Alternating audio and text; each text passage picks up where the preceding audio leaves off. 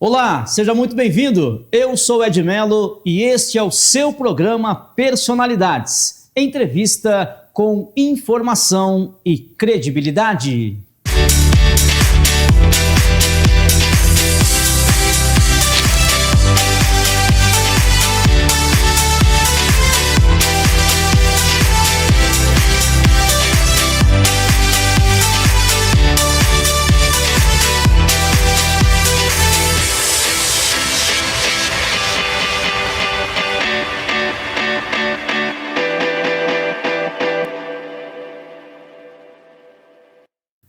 Personalidades comigo, Ed Melo. Esse é o seu programa de entrevistas com muita informação, com entretenimento e, é claro, cases de sucesso. Você que nos acompanha, o nosso muito obrigado. Também aqui pela Astral TV, você em São Paulo, capital, você em Campinas e região, você em Sorocaba, o nosso abraço e o nosso muito obrigado. Para seguir o Ed Melo é muito fácil, @EdMeloOficial. Para ver e rever nossas entrevistas, @programa Personalidades, através do nosso canal do YouTube. Mais uma vez, temos a honra de receber um grande case de sucesso, uma pessoa que agrega muito valor ao Brasil e aos brasileiros. Ao meu lado, o capitão de mar e guerra, com mais de 45 anos de experiência profissional aplicada à Marinha do Brasil e ao Estado brasileiro.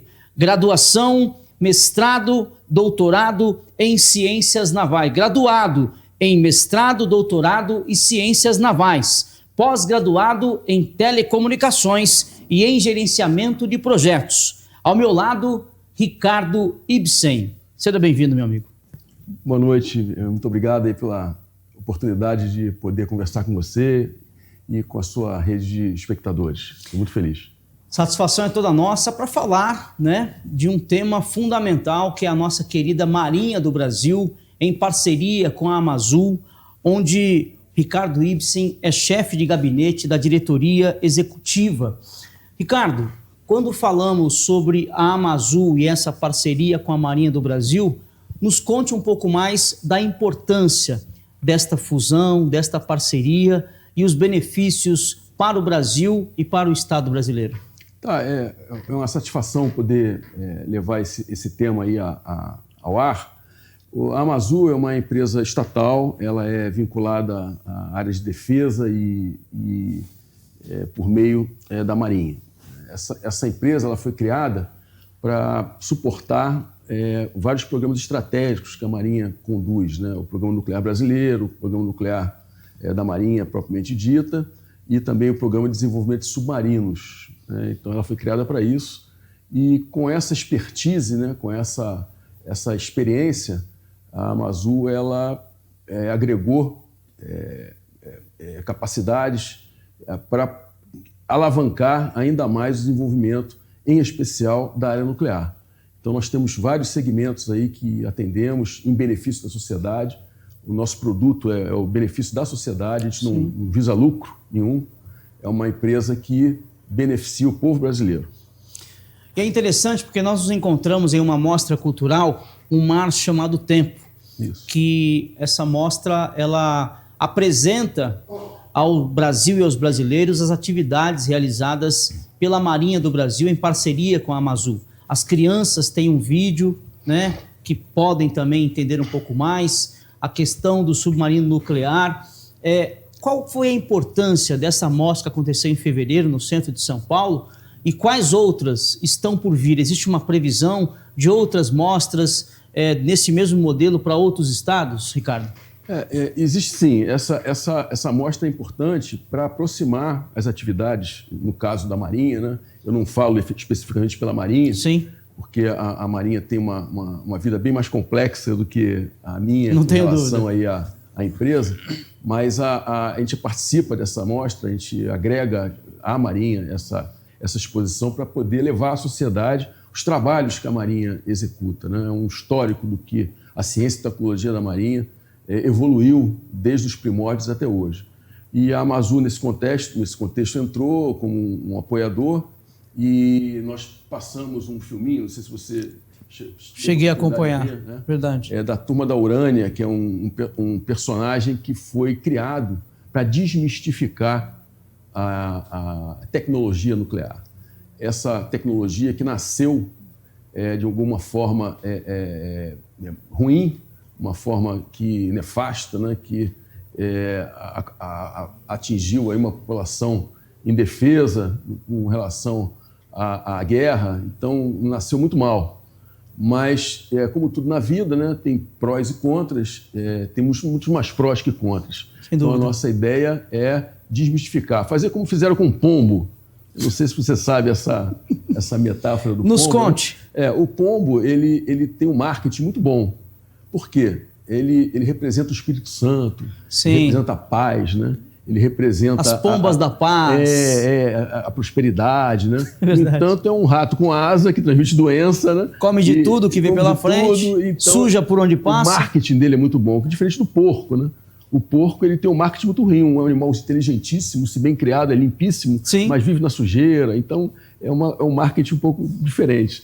Então, a gente quer ter um marketing do pombo. Um né? marketing positivo para falar sobre as questões nucleares. Falando em questões nucleares, quais são as vantagens das usinas nucleares em relação às fontes intermitentes, como a solar e a eólica? Você já matou ali na raiz, né? São fontes intermitentes. Sim. O vento ele não é perene, né? Ele vai e volta. O sol também se fecha com as nuvens, né? Então a produtividade ela cai bastante. E a energia nuclear não. Ela é permanente. No início aí dos anos 90, teve uma propaganda negativa com relação às usinas nucleares, principalmente a de Angra, né? Isso. Chamava de vagalume, que apagava e acendia toda hora. Isso é uma narrativa ruim e mentirosa, inclusive, posso te afiançar. A nossa usina em Angra, por exemplo, é que tem o maior rendimento positivo do mundo. Ela fica funcionando cerca mais de 95% Full do time. tempo. Então, ela oferece energia para a cidade do Rio de Janeiro. Mais de metade da cidade do Rio de Janeiro é abastecida pela energia nuclear, por incrível que pareça. Então, essa perenidade, né, essa permanência da energia, ela faz com que tenha ganhos em cima das energias chamadas renováveis, né? Certo. Você vê, por exemplo, o balanço energético do Brasil. O Brasil tem uma matriz energética muito positiva. É baseado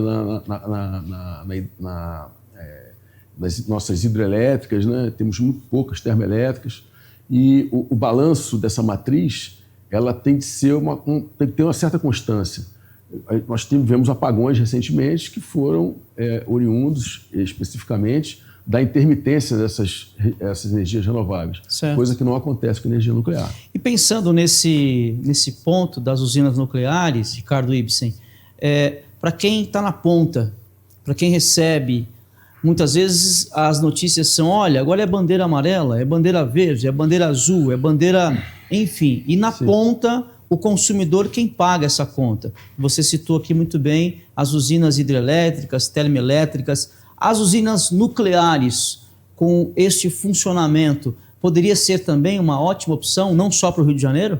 Eu não tenho dúvida que seria uma ótima opção e a ideia é expandir. O mundo já está num caminho desse.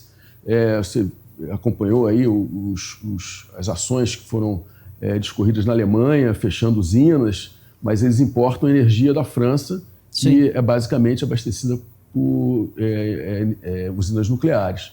Então, de alguma forma, isso não deixa de ser uma incoerência, tanto que já estão sendo religadas, né? E o Japão também já partiu para isso. Ele teve um desconforto lá com Fukushima, que foi basicamente um acidente natural, né, e não foi um acidente nuclear. E nós, se formos comparar com outras fontes de energia, as vítimas feitas ao longo da história são de uma forma bem desbalanceada, como, por exemplo, a termoelétrica. Imagina quantos chineses sofrem aquelas minas de carvão na China para queimar carvão e jogar carbono aí para a atmosfera. Você vê nas usinas nucleares, a gente vê um chaminézão saindo daquela fumaça, tipo, está poluindo, aquilo ali é vapor de água. Aquilo ali melhora o meio ambiente, inclusive. Então, eu tenho uma fé, com certeza, de que é um bom caminho para o Brasil. Você citou Angra, tem um investimento ali previsto grande ali, se eu não me engano são 3 bilhões de dólares, alguma coisa nesse sentido, para reativar uma delas. Como é que está essa questão? O senhor está ciente disso? Existe uma retomada que o valor para se desabilitar, se é que eu posso dizer isso, é quase o mesmo valor para colocá-lo em funcionamento. Exatamente. Qual é a melhor alternativa nesse caso, Ricardo? O nosso governo está estudando a melhor alternativa, né? Vai ser a melhor alternativa para o Brasil, tenho certeza. Certo. Mas, na minha opinião particular, o investimento que já foi feito, da ordem de bilhões de reais, verdade, para desmobilizar o que já foi feito, é muito próximo do que é necessário para colocar a usina em operação. Nós estamos falando da usina Angra 3. É verdade. Então, mas isso está sendo decidido por uma comissão de experts que, com certeza, vão tomar a melhor decisão para o Brasil. Que seja uma decisão financeira e viável para o fornecimento de energia. Em benefício da sociedade. Em benefício da sociedade. A Amazul, ela entra em temas diretos ligados somente à Marinha do Brasil ou temas iguais a esse de Angra, a Amazul também tem expertise para tratar? O nosso objeto principal, né, nosso principal projeto é o submarino nuclear com convencionalmente armado. Né? Certo. Por que a gente fala desse jeito? Porque é um submarino que ele tem fins pacíficos no sentido de ter somente a propulsão. A gente não carrega armas nucleares, que nós não podemos fazer isso. Entendi. Nós somos constitucionalmente limitados para esse tipo de atividade. Então, esse é o objeto principal. Mas, por conta dos estudos, por conta dos projetos que são viabilizados para a gente poder concluir esse grandioso projeto, nós temos o tal dos arrastos tecnológicos. Né? Então, a blindagem necessária para fazer aquela seção do submarino de tal reator se presta a fazer, por exemplo, blindagem de carro, de aviões, de coletes balísticos. Entendi. As tubulações de fibra de carbono que se faz para as máquinas auxiliares ao reator também pode ser empregado em tubos de oleoduto, pode fazer mastro de barco, pode fazer bicicleta. Então, quer dizer, nós temos aí uma ampla gama de atividades. Eu acho que as mais relevantes, né, que a gente pode citar, fora essa da área de defesa, por exemplo, a produção de radiofármacos. Né? O nosso IPEM, o Instituto de Pesquisas de Energia Nuclear, que tem sede aqui em São Paulo, certo, ele é o órgão estatal, né, que pertence à Comissão Nacional de Energia Nuclear, que se presta a produzir os radiofármacos que melhoram a saúde da nossa gente. Né? Tem gente que morre de câncer sem precisar, porque nós não somos autossuficientes em radiofármaco. Você pega a nossa vizinha aqui, a Argentina, por exemplo, ela é autossuficiente. Então, é uma coisa que nós precisamos, na verdade, avançar. Nós estamos atrasados. E nós participamos de projetos como, por exemplo, o reator multipropósito brasileiro, que vai ser instalado lá na área de Sorocaba. É um projeto da Comissão Nacional de Energia Nuclear e do Ministério de Ciência e Tecnologia. A Amazul também participa, tem uma parte lá importante do projeto, sim, que vai trazer ao Brasil uma autossuficiência nesse ramo. E só para falar de radiofármacos, né? Mas nós temos outras iniciativas, como, por exemplo, a irradiação de alimentos, que aumenta o shelf life dos alimentos. Você pega uma caixa de morango, que dura 3 dias na sua geladeira. Né? Vai passar a durar uma semana?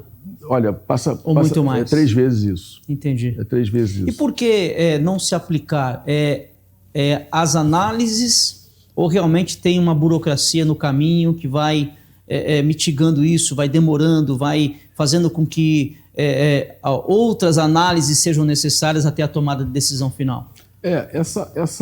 Esse processo, né, é um processo que abrange vários segmentos da cadeia logística, falando de alimentos. Né? Sim. Você vê, por exemplo, o produtor do agronegócio, nosso que é pujante, né, a locomotiva do Brasil, do país. Né, os nossos produtores eles já venderam 3 safras. Entendeu? O que eles produzem já está vendido. Verdade. Então, para o produtor, ele não tem assim, um interesse direto em por exemplo, fazer um tipo de ação para aquele produto dure mais. Porque Ele já vendeu. precisa vender. Já vendeu. Entendi. Já vendeu. Entendi. Então, a parte logística, que é o transporte desse alimento, e nós que estamos no fim da linha, certo, é que mais importa, o que se importa com isso, né? Eu ter, por exemplo, um quilo de arroz que dura 1 ano, é muito melhor do que ter 1 quilo de arroz que dura 2 meses. Sim. Cheio de caruncho, aqueles bichinhos, né? Verdade. Passa no irradiador, aquilo tudo vai embora e... Só que para o produtor ele precisa vender mais arroz. Ele vende mais arroz. Ele precisa vender mais morango. É bom para ele. Se o também. seu morango ficar ali em condições de consumo por 1 mês, o morango no pé dele lá precisa se movimentar. Exato. No final das contas, a coisa também, de alguma forma, pouco corre para ele. mais... E o morango que você fica aqui com 1 semana de duração, multiplicado por 3 dá 21, Entendi. você pode mandar para a China, de navio. Não precisa ser de avião. Vai chegar em boas condições. Fica mais barato, para chegar bonito, aquela banana amarelinha americana, Sim. que você vê nos filmes americanos, Sim. sem nenhuma manchinha pretinha, é irradiado. Não tem dúvida. Olha só que espetacular. E dura 3, 4, 5 vezes mais. Então, é segurança alimentar o nome disso, entendeu? Entendi. As pessoas precisam, na verdade, pagar um preço justo para se alimentar com qualidade. E a Amazul tem expertise para isso? A Amazul trabalha em projetos que viabiliza esse tipo de atividade, né? A nossa intenção é melhorar essa segurança alimentar e levar à sociedade um benefício maior que a gente puder. Quando falamos, né, das questões nucleares, as pessoas têm realmente esse medo, né, de tudo isso que já ocorreu no mundo. E, enfim, qual o cuidado com as questões do lixo nuclear? Né? Qual é a solução? Porque gera algum resíduo, a gente sabe disso. E qual é a atenção que tem que ser dada? Qual é o cuidado nas questões do lixo nuclear? Sim, a gente pode fazer uma comparação assim para as pessoas entenderem assim com uma facilidade maior. É uma pilha, né? Certo. A pilha, dada a hora da vida dela, ela tem que ser descartada. Então, o lixo é mais ou menos parecido com isso. O combustível nuclear é colocado dentro do reator, ele é queimado até determinada fase e depois é descartado. Esse descarte, há 50 anos atrás, era uma coisa muito mais complexa, porque o reaproveitamento e a reciclagem desse combustível demandava milhares de anos para que ele pudesse decair com o tempo. Hoje em dia, já se adiantou para algumas centenas de anos, vamos dizer assim. Daqui a 100 anos, ele vai ser totalmente reaproveitado. Então, esse tema, que é muito complexo, tem que ser enterrado, tem que ser acondicionado de forma segura para não... Uma área isolada? Para não atingir os lençóis freáticos, não contaminar a nossa terra. É importante. Mas agora vamos fazer só um exercício rápido aqui de comparação. Você pegar uma usina nuclear do tamanho de Angra dos Reis, que gera energia abundante por 50 anos, se você operar com ela 30 anos e acondicionar o lixo nuclear dela em barris, assim, barris barril é uma unidade internacional de acondicionamento, né? É o barril que você conhece, de óleo. Você coloca lá o rejeito, né? E coloca um do lado do outro. Em 30 anos, você sabe qual é a área que isso é abrangida de barris? Um campo de futebol. Um Maracanã. Um campo de futebol, o campo, não o Maracanã, o campo do Maracanã. Certo, o campo. Então, será que isso é muito? Quantos campos desses aí na Amazônia queimam? Quantas áreas dessas são degradadas? São degradadas, são alagadas pelas hidrelétricas? São garimpadas indevidamente? São garimpadas ilegalmente. Então, você vê, isso agora. Daqui a 50 anos, 100 anos, já vai estar pela metade. Depois 1/3, daqui a pouco não tem mais nada. Então, eu acho que é uma energia... O processo é inverso, então? É inverso. A ideia é sempre progredir. Então, eu acho, Ed, que no futuro a saída é essa. As espaçonaves serão propulsionadas com um reator nuclear. Nós iremos a Marte por conta da energia nuclear. Energia nuclear. É a tecnologia da Amazul aqui no programa Personalidades. Ricardo Ibsen, o Brasil está preparado para energia nuclear? Já, depois do intervalo comercial. Olá, eu sou Ed Mello, programa Personalidades, e eu quero falar com você, meu amigo empresário, você que tem o produto, a sua marca e quer divulgar para todo o Brasil, para São Paulo, capital, interior e também através das principais plataformas digitais. Venha divulgar conosco aqui no programa Personalidades. Fale com a nossa produção, com a nossa equipe de marketing e estamos à sua inteira disposição. O telefone é o 011-95599-9341. Divulgue a sua marca para São Paulo, capital, pela TV aberta e através das principais plataformas digitais. Quem não é visto, não é lembrado. Vem você também para o programa Personalidades. Entrevista com informação e credibilidade. Voltamos com o programa Personalidades. A você, muito obrigado pela sua companhia, pelo carinho da sua audiência, você que nos acompanha pela TV e também através das principais plataformas digitais. Estou ao lado do chefe de gabinete da diretoria executiva da Amazul, o senhor Ricardo Ibsen, falando sobre energia nuclear, falando, é claro, sobre as amostras culturais que são apresentadas pela Marinha do Brasil, todo o trabalho tecnológico que é também desenvolvido pela Amazul e também, obviamente, pelo submarino com propulsão nuclear. Mas perguntei a ele se o Brasil está preparado para energia nuclear. O que você acha, Ricardo? Ed, eu acho que não só está preparado, como está sedento por ampliação do que já existe, né? Nós somos um dos poucos países que tem aí os requisitos necessários para alavancar nesse setor. Certo. Nós somos a 6ª reserva de urânio do mundo. Só 30%, cerca de 30% a 40% do nosso território foi prospectado, quer dizer, a gente só conhece urânio, 30% do nosso território. Naturalmente dá para se depreender que tem muito mais do que isso. O Trump sabe disso? O Trump sabe disso. Sabe disso. E contamos com ele para alavancar a nossa capacidade nuclear.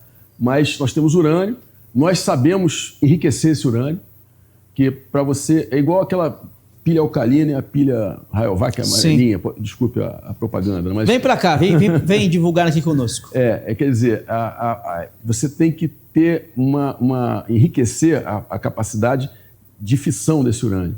Então, esse processo de enriquecimento, a Marinha sabe fazer.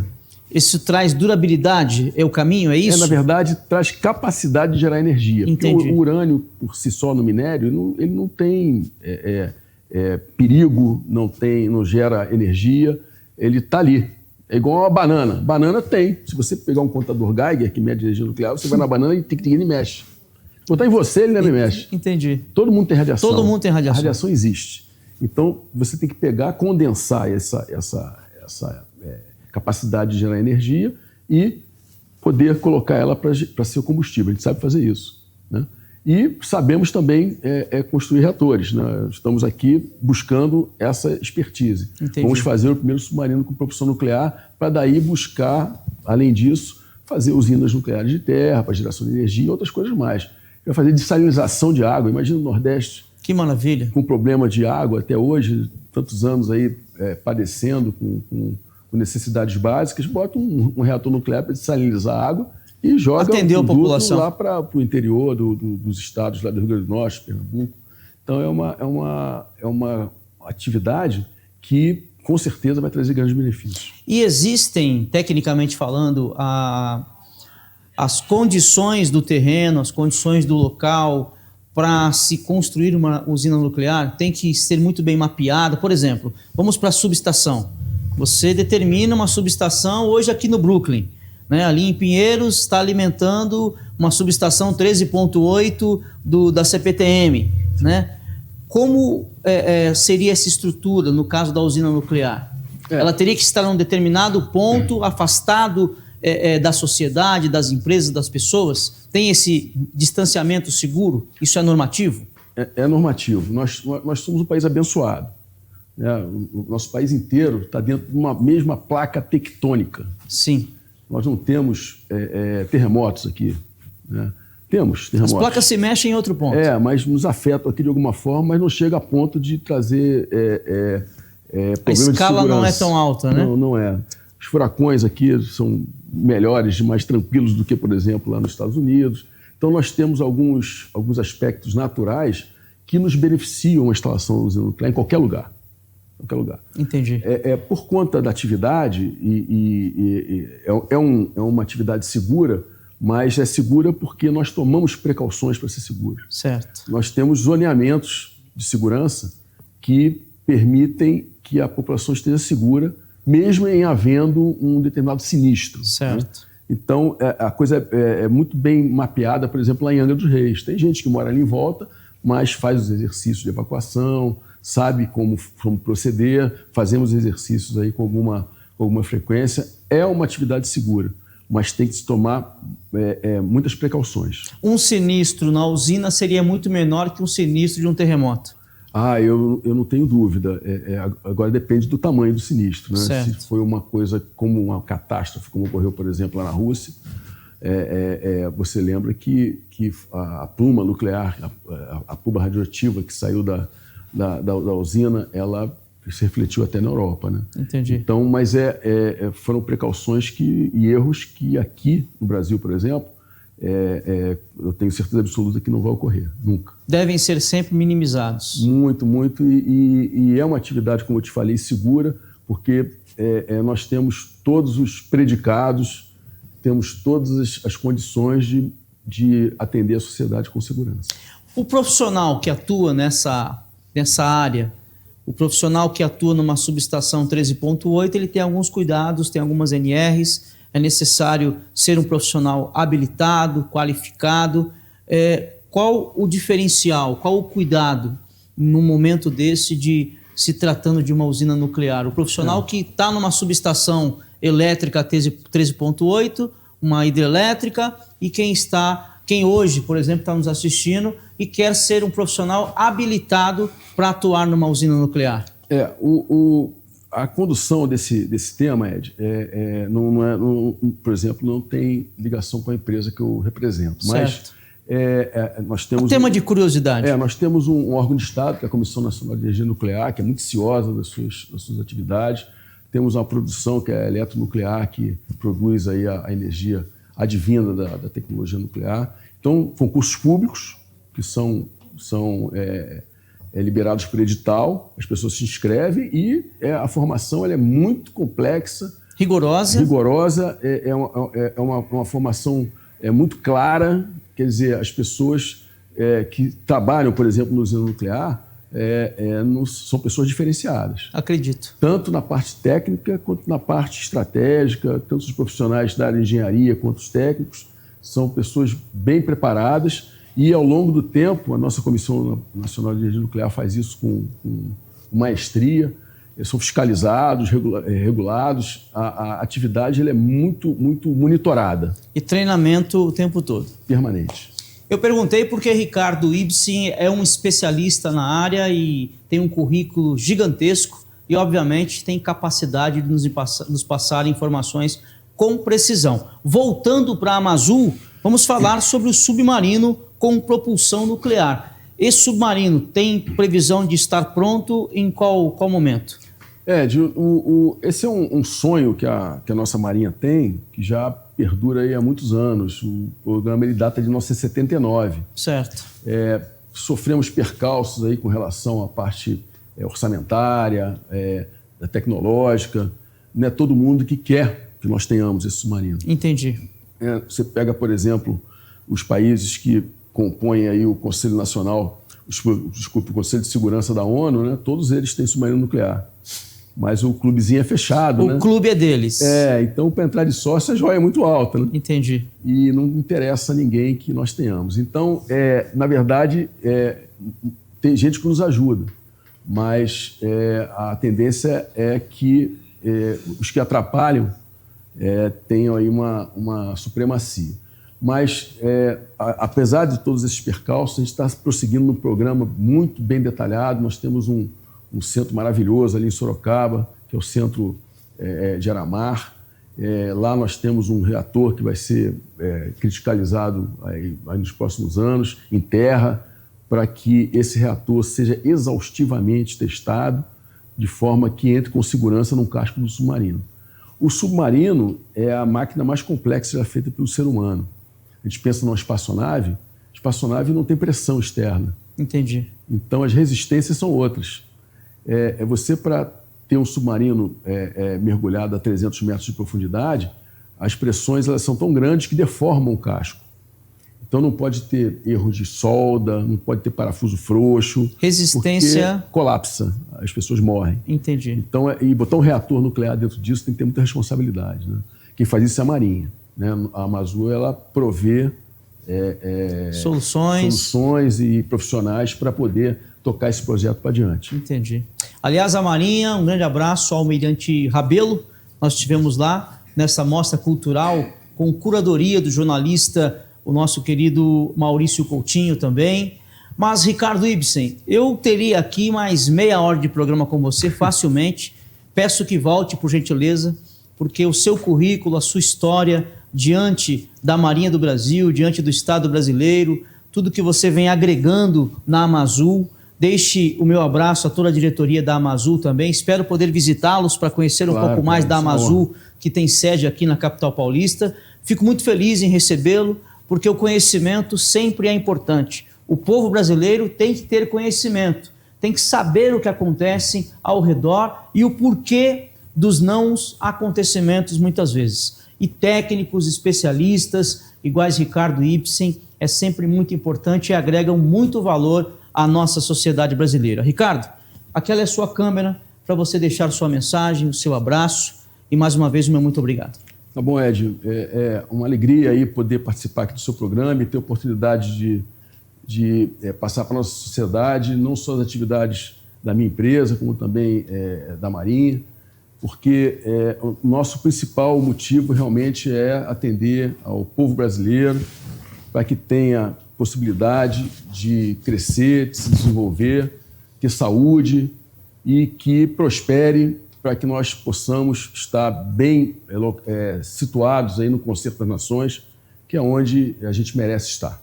Vamos evoluir e sonhar. Falar em sonhar, eu convido você a experimentar esse pudim de pistache oferecido pela querida Rê. Sonhos da Rê. Mais uma vez em nosso programa. Prometo que vou trazê-la, mas experimente. Muito obrigado. Esse pudim de pistache, que com certeza é uma delícia. Eu vou sugerir a Rê, inclusive, submeter o seu pudim à irradiação de alimentos para que ela possa exportar, inclusive, para o Japão. Vamos mantê-lo para que você possa atravessar o outro lado do mundo com o seu delicioso pudim. Maravilhoso. Sonhos da Rê.